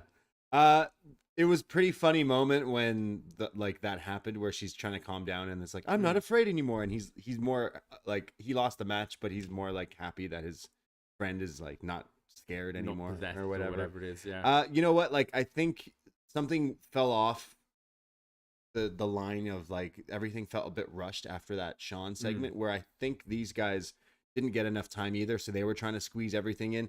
This is a rarity where the match started during commercial, so when they came back, we didn't get entrances or anything. They're just fighting. So I know it's wrestling. I know I could sound silly, but like, think to any sport where it's like, imagine anyway. So the period just started, but we're like 3 minutes in. I get it. We were squished for time, but like, you showed like I felt like this match and the next match felt like they were going through it on 1.5 speed, because they knew that they were like probably being told that, and that could like mess you up, I'm sure, in a groove that you're in as well. But something definitely fell off. Like, even the promo with Mello and Bron was not very long, so like, something definitely was like, I definitely think the Shawn stuff took longer. But they fit a lot into. They did, a match. Yes, like I have to say, like, Gacy and Chase, obviously with the silly gimmicks here in NXT, but we've seen these guys back in like Evolve days, and they were two guys who definitely know how to wrestle. These were both in that breakout tournament as well, weren't True, they? yeah. Look, they both wrestle. We've been loving the Chase U storyline. We've kind of had the first glimpse of Duke like saying that to Tyler Bate earlier, being like, hey, you're lying to these people. That's what you're doing, Duke. We know that. I'm done with the schism guys, but I think this story continues, even though he is not scared anymore. But this was fun for what it was. Yeah, I thought it was too. And we'll get back to Chase U in just a bit. We go to the witches, Alba Fire and Isla Dawn, and they're making a potion. The moon is full tonight. That's why our computer crapped out earlier. Full moon shit. Oh, that's why some guy on the sidewalk just screamed at me today. Yeah. Full moon tonight. Full moon. They say she says I could. What I did understand from this promo, they did say it's a full moon ritual, and like you said, they're like mixing up witch stuff, and she's got this like witch makeup thing. I think they look the part. I buy the part. Yeah, I buy that, the witches. Yeah. They will perform a full moon ritual on one of the longest reigning tag champs, but now they struggle to be bound together, talking about Caden and Katana. And they say, has there ever been true harmony with Tatum and Ivy? And you are as Alba calls Isla cunning. Together they are unrivaled. And next week they're going to dance into the moonlight and claim their lot, I think. They're talking a lot of witchy things. But talking a lot of witchy things with thick accents. So they're calling out... I feel maybe it's more likely the women's tag is going to be a four-way, because they called out the champions, Kaden and Katana, and Ivy and Tatum. They see it being... Well, that's three teams. Where's the four? Well, Alba and Ivy, Kiana and Tatum, Kiana and Fallon, Tatum and Ivy, right. Sorry, Katana and... Yeah. All these names, jeez. Katana, Tatum, Tatum, Fallon, Kiana. At least Isla Dawn and Alba Fire, I'm gonna remember, because, they're all right, I guess. Yeah. But I'm happy that these two are kind of put together, and I would actually put the titles on the witches. Okay. I know it feels like such a like silly character that's been used in media and pop culture, but like, yeah, no one's doing it right now. So on this show. Right, so I'm surprised we haven't had a witch in WWE. Exactly. So it's like, hey, have there been? There's a market for that. As silly as that sounds, like, merch is how they make a lot of their money. So get a cool witch merch, entrance. Yeah, like I see it. Halloween Havoc. Isla Dawn looks the part. They need to come to the ring on brooms. Like, yeah, at Stand and Deliver, it's Hollywood. Do like a Bewitched, like fucking. They need a third witch, though, don't they? Really? That's how you get them to win. So Tatum turns and joins them. Oh, sorry, Blair Davenport. She's still missing. Oh yeah, okay. She should show up and help them win. Yeah. And cast some Boyle, She toil and trouble. could be a whatever. witch as well. Exactly. I We like could all be witches. Why not? Right? Yeah. Exactly. No, I like that. Yeah, look, witches in wrestling, don't hate me. I love it. So future champs. Yeah. Will they get a warlock as well? No. Now you're talking reckless. So we see Chase U backstage, and Thea Hale apologizes to Andre Chase for him losing, but says, I conquered my fear, and that's great. And Chase isn't mad. He says, you're right, and I should bring in Tyler more often because he really helped you there. And Duke Hudson's pissed. He's pissed because we keep losing. Why are you happy? Why are you high-fiving? We are an institution of losers. We gave someone an award for winning one match. We are pathetic. We are not a university. We are a bloody joke. And he storms off. So, like, you could see this as, like, Duke kind of is acting heelish, but he's doing it out of love of the university, right? He's like, I believe in these lessons you've been teaching me, Professor Chase, but you keep losing and you don't care about it. You're doing, like, we're having this immature student fuck things up for us. I remember when Chase U used to have standards. I used to have trivia nights. Yeah. At a fake university. Yeah. And now we're just a joke. We're a group of losers. we're comedy acting. So I wonder if he is heel. I think he's like, look, I don't want to lose, but I don't like what Chase U's become. Nothing's worked with me before this, and I can't afford to lose this. Exactly. Like shot in the dark here, but like the 4-way match for the women's tag titles, right, is what we're suspecting. The same should be said for the tag men's, and that's where you put these two back in and fill that slot. So it's Pretty Deadly Wait, did we just do that match? They just did that. Like we just and had they that didn't match. win that match when they clearly should have won Yeah. that match, because now they're like, what are we doing? Yeah, we did just have the 4. None of these characters are going to be on Stand and Deliver, so No. I don't think we're seeing any kind of resolution to this storyline. Maybe anytime soon. We'll have some Chase U backstage thing. They'll be in the crowd. Yeah, where's this going? Yeah. Like, I think Chase needs to open his eyes and maybe next week be like, Duke, you were right. Yeah. You make some good points. And then challenge Gallus to a match. Cool, sure. Wesley is backstage with Mackenzie Mitchell, saying that everyone is buzzing about these open challenges I've been doing. Everyone. He talks about how great it was last week when everyone was brawling over who's going to fight me. Nathan Fraser emerged and gave me one hell of a match. And we got to love the commotion, so I want to do it again next week. It's when Axiom walks in, says, can't you see the fire in my eyes? This joke. So It's still wear 'em off. going, yeah. He said, Nathan beat me to it last week, but next week, Axiom says, I want it to be me versus you for the title. Wes agrees. So Axiom, Wesley. He didn't agree. He said, if you're the first one to the ring, right? Yeah, which I heard you last week. Clearly someone listened and someone sent on something that we said, because I feel like it was only a few weeks ago, like when 2-3 weeks ago. we were joking about, like, why wouldn't you just show people like fighting and arguing who's going to take that spot? And then they literally did that thing. So that's pretty interesting and pretty funny. But he made it clear, like, well, if you beat the line, you get it. Which I think he does. I think it's still, unless that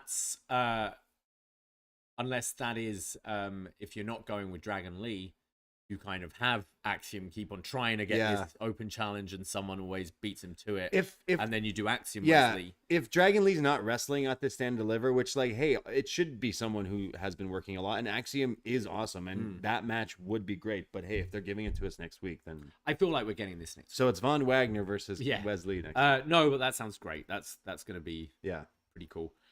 Johnny Gargano is going to be on NXT next week talking. Yes. Hype up this match with Grayson Waller. We get to hear Rebel Heart again. Yeah. The Rebel Heartbreak Kid is going to be his fight. Rebel Heartbreak Kid. Maybe we'll wear the long. He'll come out in the chats. And well, it's everything. Hollywood, so he'll wear something to do with Marvel and For sure, stuff as well, right? So So we finished the show with the NXT Women's Championship match. Meiko Satomura challenging Roxanne Perez. And the Code of Honor. Code of Honor.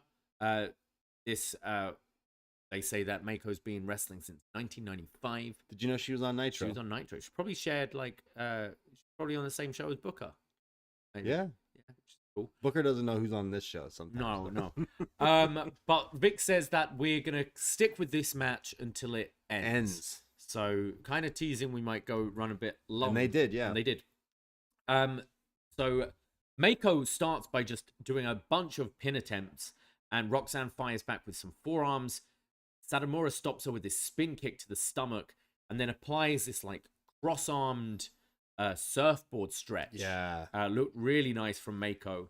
And Roxanne manages to counter that into one of her own and hits a spinning head scissors, taking Meiko out to the outside. Roxanne goes for a tope suicida, but gets stopped short with a forearm to the face. And then Meiko's applying these kind of leg and ankle submissions, knee bars, kicks to the legs. And then Meiko just starts lighting up Roxy with these slaps to the face and a running forearm. But Roxanne screams, starts fighting back with double chops of her own and forearms of her own.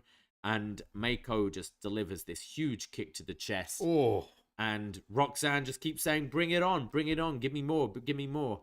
Roxanne catches her with a dragon screw, hits her running European uppercuts in the corner. Satomura goes for the Scorpio Rising, but Perez dodges it and then lands the tope suicida. And now Roxanne is teasing a like avalanche side Russian leg sweep. Yeah. Which gets blocked by Satomura. So Roxanne goes for the sunset bomb, but Meiko is still holding onto the ropes. And Satomura just delivers this nasty kick to like back kick to the stomach, just knocking Roxy down. All these kicks are crazy. Then Satomura goes for her splash, but Roxanne gets the knees up. So Roxanne's delivering kicks of her own, hits the side Russian leg sweep, but Meiko kicks out. And then there's a crucifix from Meiko, but Perez kicks out.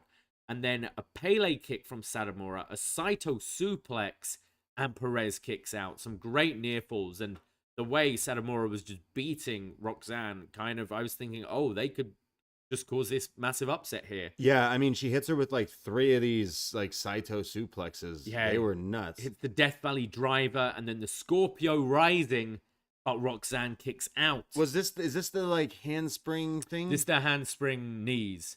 Just clocking her on the back of the neck. Yeah, this looked nasty and like might be what they call later is what causes an angle. I don't know. This looks so scary of her. I've never seen it not look this way, so I don't know how.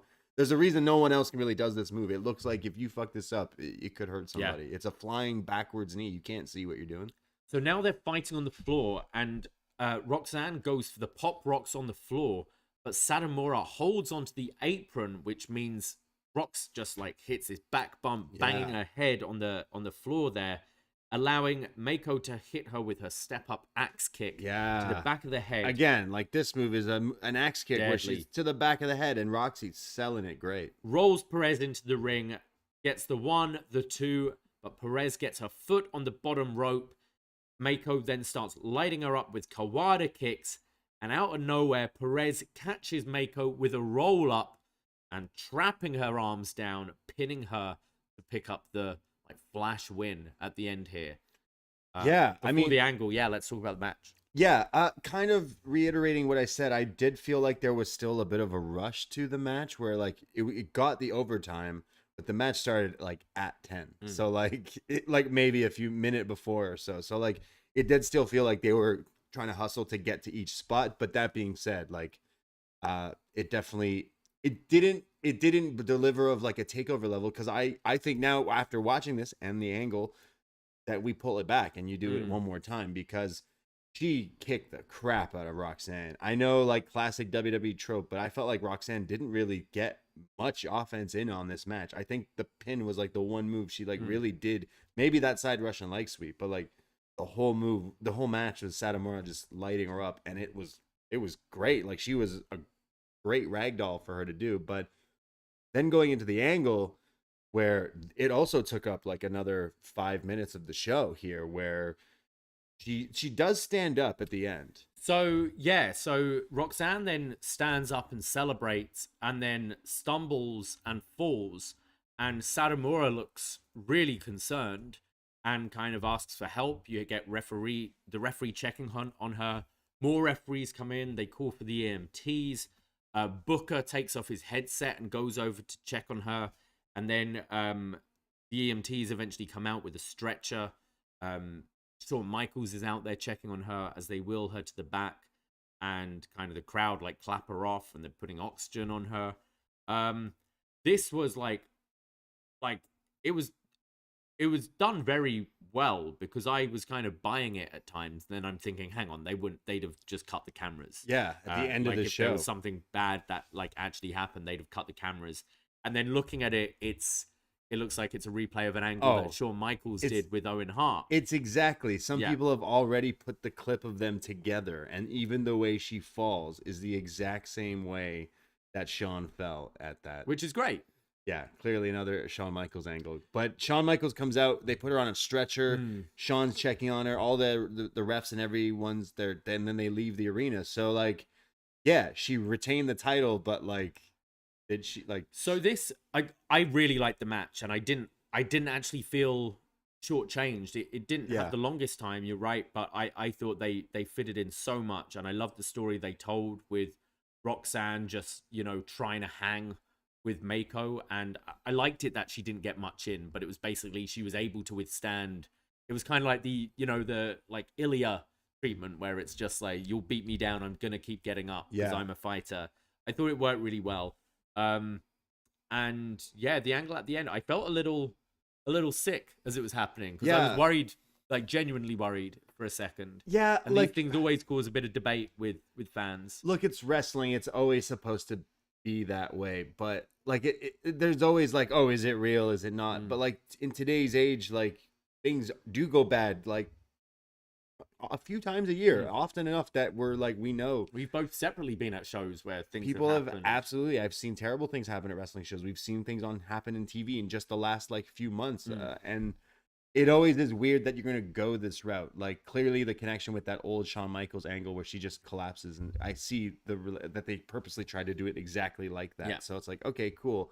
Like, other ways you could have just had that she collapses and then like is selling that her head hurts. Not like she's getting put on a stretcher, but sell it like, whoa, is she okay? Like, she could not even stand after this match. Like, she barely made it out of this match. Is that the route they're going? Because I would like to see this match redone at Stand and Deliver. So it's very odd that you're having both Tiffany and Bird Lady kind of call out the winner here. Yeah. Because I don't think you'd have done this angle if you were just going in that direction. This to me feels kind of like we've had recently with Hangman and Moxley. Yeah. Where it's like, man, like, okay, you got the victory there, but like, did you? Yeah. Like, because you beat the shit out of me. So is that the route? Like, the second Undertaker Triple H Mania match where Triple H lost, but it was Undertaker being stretchered out at the end. Right. So that kind of set up their Hell in a Cell the next week. I would love them to go just back to this. Yeah, please do. And I think Meiko should crush Bird Lady and crush Legally Blonde 2 weeks separately, and then be like, nah, I want the match. I got the match, the rubber match. This time you're not. They're tied a piece now. You caught me with a roll up, and I was not the a one champion. that will. Yeah. I was the one that walked out. Turn her a little heel. Be like, do exactly. She was getting some. What did Hangman say in that promo just last week, leading up to the pay-per-view this weekend, where he says like, you want the feud to end on a roll up? Like, you want to be so Meiko could say, you want to be the champion that wins by. She was definitely like babyface at the end here with no concern look, but in the match, I was getting, those Moxley vibes. You know, when Moxley's getting a bit too violent and the crowd are like, whoa, chill, and start booing him a bit. Like, Meiko got a few boos here when she was just delivering those devastating kicks. Meiko is so good. She's fantastic. We did a pay-per-view, a podcast with Karen Peterson just a while ago. It is on our free Poisonrana feed now, where we looked back at the best matches of Io Shirai, and we looked back at Io versus Meiko from like, is it Stardom or Sendai? I mean, it was so good. And like Meiko versus anyone on the main roster that are some big names like Charlotte, like your Becky's, hell, Trish and Lita are around. Like, do it now. Like, just do all the video game dream matches. And if people aren't familiar with her, like, you know, some of us were just a few years ago, they will, because she's just awesome. She is so crazy. Some of those kicks, she could mess up half the dudes on the roster. Absolutely. No I agree. question. I'd love to see her move She up is so after good. Mania. And yeah, just do it. Like, do the EO match. Do any matches you want. Like, there's so many dream ones. Unfortunately, Mercedes is just the one we're not going to get. But that would be good. For now. Man, yeah, Meiko Satomura, like, has become one of my all-time favorites to watch. And is so happy that she is on this show because we got to cover it. But now, doing this angle and this little wet whistle of like, no, do the match again. Give him 20 minutes this time. Yeah, I completely agree. I want this to be the takeover match. I'm a big fan of Tiffany Stratton. I think absolutely she's the one who maybe eventually takes it from Roxanne in a few months' time and has her run. But I feel like this is the bigger match for the big show. Yeah. And it would be a nice maybe send off for Satomura as well. Overall, I actually really enjoyed this show this week. I thought the main event was excellent stuff. I enjoyed the Grayson Waller effect with Shawn and Gargano. Hell, the Jailhouse street fight was pretty fun, and I'm into the Briggs and Jensen and Chase U stuff. So I agree with you about the rushed parts, especially with kind of the Toxic Attraction match, which maybe could have done just being cut completely and have that main event a TV if you're not putting it on the pay-per-view. Have it main event and give it a bit more time. But yeah, I was for this, and I think Stand and Deliver looks to be their best show they've done for a long time.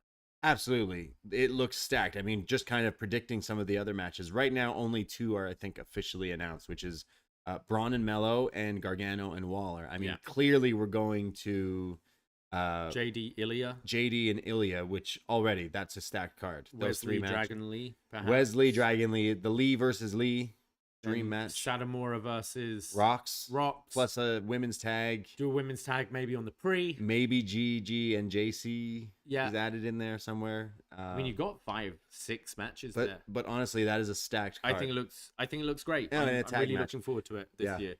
You know what? I enjoyed this episode too. It still had some NXT hiccups that are always there, but like there was some fun stuff. I joked that, you know, the Jailhouse Rock match and stuff, but like that's what I like about wrestling too, as much as, you know, I love the wrestling, and I definitely got some wrestling when it came to that 6-man match and when it came to the main event. But I enjoyed this episode, and it got me hyped for like next week and kind of leading into now promoting the build for some of these big matches. But yeah, Stand and Deliver is going to be pretty hype. I'm excited for it.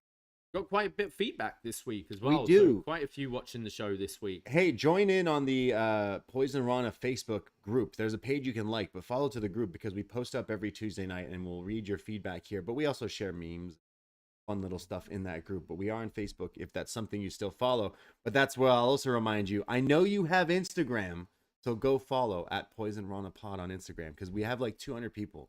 And I know there's more thousands of you out there. Millions and millions. But let's go to some feedback here from some of you guys, our upNXT listeners. From Andrew McDonald, who writes in. Shout out Andrew, who's bought tickets for the WrestleMania watch party, coming all the way over from Cape Breton to watch WrestleMania with us. Wow. Okay. Yeah. You're gonna bring some. What do they drink in Cape Breton? Some. I know he likes his polar ice. Don't bring it. Do not bring Screech. What else? What do they have over there? They got some funky stuff in Cape Breton. Cape Cods. I don't know. What do you got? Andrew McDonald writes in. I love how recent angles have been Shawn Michaels' greatest hits. First, we had Jacy and Gigi repeat the barbershop window angle, and now we have Roxanne collapsing just like Shawn did after he was hit with an enziguri by Owen on Raw. Okay, that's what about the barbershop one. Right? Yeah. Both angles I remember from my childhood, but hopefully someone doesn't lose their smile in the coming weeks. Yeah, that's what happened. Happening yeah, to Roxy. yeah. She's going to lose her smile. She got kicked in the head by Meiko that she's going to become more aggressive. Yeah. Andrew continues here. Maybe an old veteran will come in and the person they're wrestling will oversell their offense. Another country's flag is going up somebody else's nose. I can feel it. Yeah, so let's just do all of Shawn Michaels' career with Rox, with this, everyone. This cast of characters. Yeah, what else do you want to say? You've got Brett and Shawn happening with Waller and Gargano, haven't you? True. What else? What other Shawn Michaels greatest hits would you like to see? Someone's got to partner God. Yeah, someone's got a team with God. Yeah. Yeah. Someone's got to kick Stan. Something got to happen there. Remember what else he's done? He's done a few things though. Done a few. Yeah. Thanks, Andrew. We go to Ethan, who says, "Good episode tonight. Opener and main event was good. Next week and Stand and Deliver look good as well. Name idea for Braden and Davie's least favorite wrestler on the back brand, Mark Coffee." He must be listening live right now. Says, "The coffee trip, the coffee run, the coffee shop, or you're a mark." All right. Coffee. Why the coffee trip? Do you mean the coffee drip? No, I think coffee trip is in Coffee trip. you going on a trip to get a coffee. Oh, okay. The coffee drop. What did we say? I swear someone asked us if it was not just Ethan asking us about the Coffee. names. Mark Coffey is my favorite wrestler in the world now. Yeah, he's great. The Iron Man. Wait, is that the other? Just behind Joe. Joe Coffey's. Joe's the Iron Man Yeah, one. yeah. Yeah, sorry. Yeah, okay. Thank you, Ethan. Want to continue? Yeah, sure. Frank writes in, really enjoyable roadblock with a couple of strong matches opening and closing the show. Dijak and Tony D was a really physical fight, and Rox Meiko was a hard-hitting struggle, which led into the ending.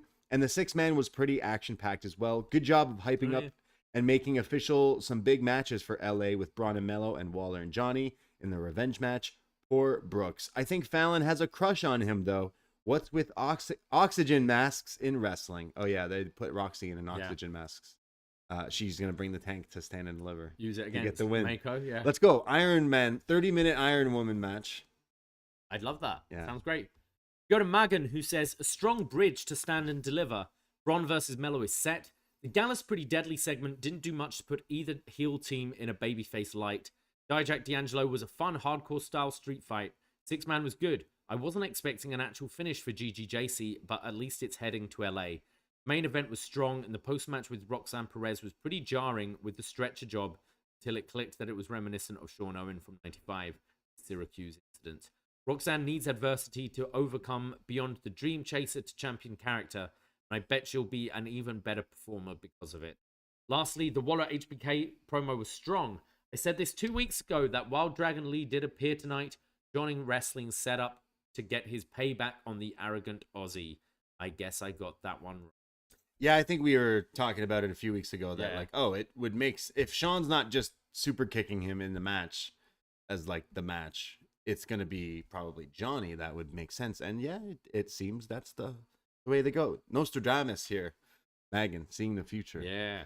We go to Shawn, who writes in, "Good show tonight, though not as good as last week. We got a good physical opener from Tony and Dijak, but where do they go from here? The six-man had some fun moments, but I'm ready for the Creeds to move on from Indus Sher. Speaking of moving on, Bron and Mello did a good job on the mic setting up their match. I was surprised Gigi got a clean win, but the post-match attack from Jacy signals it isn't over. That said, I thought Gigi looked a step slow tonight. She needs to step up before Stand and Deliver. Loved NXT connecting the dots and bringing Johnny back to face Waller on behalf of his idol for the revenge. The main event tonight was great. I particularly liked that it went past the usual 8-minute overrun and that Roxanne took a beating from a legend but survived. It strengthens her tough, scrappy babyface, bona fides her. As for the post-match angle, I thought it sold the beating Roxanne took from Meiko, which further sold how hard she has to fight to overcome and win. It also gives Roxanne an obstacle to overcome to face her next opponent and a possible weakness for that opponent to exploit. Good stuff. On to Stand and Deliver." Yeah. Ooh, thank you, Shawn. But yeah, Seem to agree with us. Like, Yeah. solid show this week. solid show. Certain things definitely hit tonight. Nothing really like stunk up the joint, but there are still some questions involving maybe the tag title, if that will be on the show. And Yeah, stuff that's like probably that. the weakest thing right now, the men's tag, Yeah. I think. But yeah, that was what you guys thought. That's what we thought. That was next. We are up next. Thanks for listening to us. We will be back this Sunday for a new Poisonrana, chatting everything that's going on. Some Raw, some SmackDown, some Dynamite. Will John Moxley go fishing? Survey says no, because he's got a match tomorrow night on Who's he Dynamite. facing? Him and Claudio versus Silver and Reynolds. So, All right, okay. And I'm sure there's some other Cool. stuff that's announced Then as well. can he go fishing? Probably not. Never. Yeah. Yeah. He'll just cut himself with the hooks. I mean, he only works once a week, so Yeah. you can go Fishing fishing. on Like, any how other long day. does fishing take? I don't know. How long does it take for wounds on your face to heal? Well, the salt water's good for that. True. Yeah. Saltwater fishing. Yeah, let's go. Do it. Now?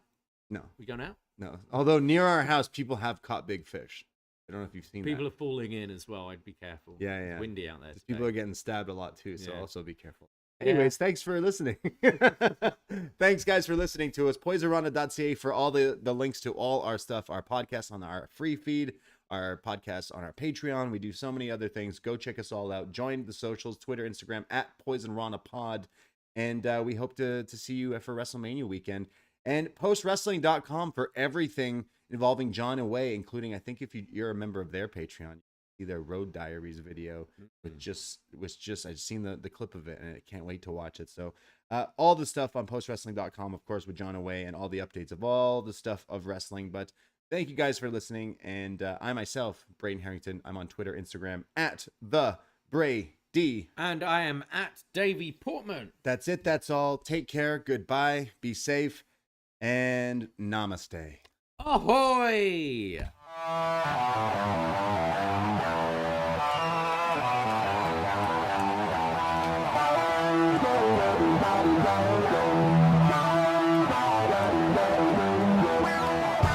First time in a long time, but back like I never left. Taking each day as it comes, you know me, I don't read ahead. Watch me burn down everything, BDE on the TV set. When I'm in control on the road, you can never really know what's up next.